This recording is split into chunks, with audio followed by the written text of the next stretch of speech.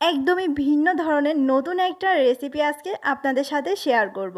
সকাল বিকালের নাস্তায় কিংবা ইফতারিতে বা ঝটপট কোনো কিছু খেতে মন চাইলে এটা বানিয়ে ফেলতে পারেন মাত্র 5 মিনিটে। যেহেতু আজকে সাবুদানা দিয়ে নাস্তা তৈরি করব, তো আমাদের সাবুদানা তো লাগবেই। 1 কাপ পরিমাণে সাবুদানা নিয়েছি আর পর্যাপ্ত পরিমাণে পানি দিয়ে বেশ কয়েকবার পানি পাল্টিয়ে আমি কচলিয়ে ধুয়ে নেব। আর ভালোভাবে ধুয়ে একটা স্ট্রেনারের মধ্যে রেখে অতিরিক্ত পানিটা ঝরিয়ে নিয়েছি। আর তারপরে খুব অল্প করে পানি দিয়ে দিচ্ছি, এই 1/4 কাপের মতো হবে।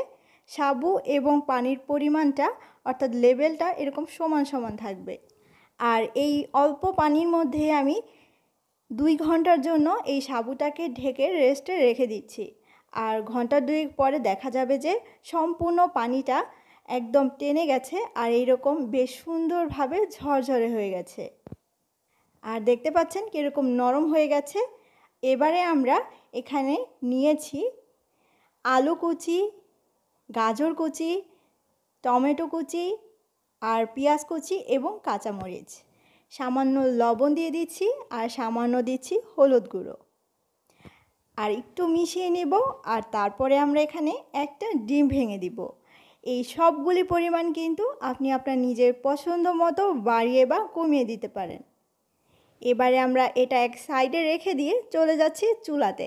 একটা ফ্রাইং প্যান বসিয়ে দিয়েছি আর পরিমাণ মতো তেল দিয়ে দিচ্ছি। যেহেতু আমাদের পুরো রান্নাটা এই তেলেই হবে, তাই পরিমাণটা বুঝে দিতে হবে।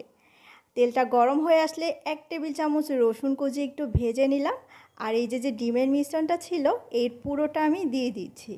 এবার একটা স্প্যাচুলার সাহায্যে আমি খুব ভালো করে এটাকে ঝুরঝুরে করে নিব। যে কোনো নুডলস বা ফ্রাইড রাইস এই টাইপের রান্নায় যদি আপনারা ডিমটাকে আলাদাভাবে স্ক্রাম্বল না করে এভাবে সবজির সাথে করে নেন, তাহলে কিন্তু সবজিটাও খেতে অনেক বেশি মজার হয়। না দিয়ে ঢেকে আমি 3-4 মিনিটের মতো অল্প আঁচে রান্না করে নিলাম। আর সবজিটাও কিন্তু এরই মধ্যে সেদ্ধ হয়ে গেছে। আরও 2 মিনিটের মতো নেড়েচেড়ে একটু ভেজে নিলাম। আর তারপরে আমি এখানে 1 চামচের মতো সয়া সস দিয়ে দিচ্ছি আর 1 প্যাকেট ম্যাগি মশলা দিয়ে দিচ্ছি। তবে এই দুইটা অপশনাল, হাতের কাছে যদি না থাকে না দিবেন, কোনো সমস্যা নেই তাতে। আমি এখানে এই সাবুগুলো দিয়ে দিয়েছি, হাত দিয়ে একটু ভেঙে ঝরঝরে করে দিয়ে দিলাম। তারপরে আমি চুলার আঁচটা এ পর্যায়ে কমিয়ে দিয়ে এভাবে নেড়ে চেড়ে খুব ভালো করে মিশিয়ে নিচ্ছি। আর এ পর্যায়ে কিন্তু লবণটা অবশ্যই চেক করে নিতে হবে। এ পর্যায়ে আপনি লক্ষ্য করবেন যে এই সাবু কিন্তু সেদ্ধ হয়ে গেছে।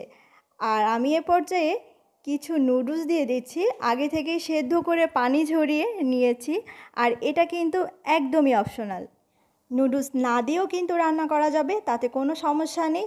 আমি এবার মিনিট খানেকের মতো সময় নিয়ে একটু নেড়েচেড়ে ভালো করে মিশিয়ে নিলাম। আর চুলা থেকে নামানোর আগে একটু ধনেপাতা কুচি আর 1 চা চামচ ঘি দিয়ে দিচ্ছি।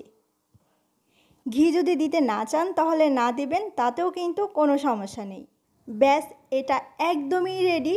আমরা নর্মালি সবাই কম বেশি নুডলস খেয়ে থাকি, আর এটা কিন্তু নুডলসের থেকেও আমার কাছে অনেক বেশি মজা লেগেছে।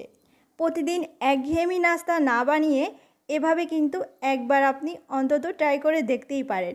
ছোট থেকে বড় সবারই ভীষণ ভালো লাগবে, কথা দিলাম। সবাই অনেক অনেক ভালো থাকবেন। আসসালামু আলাইকুম।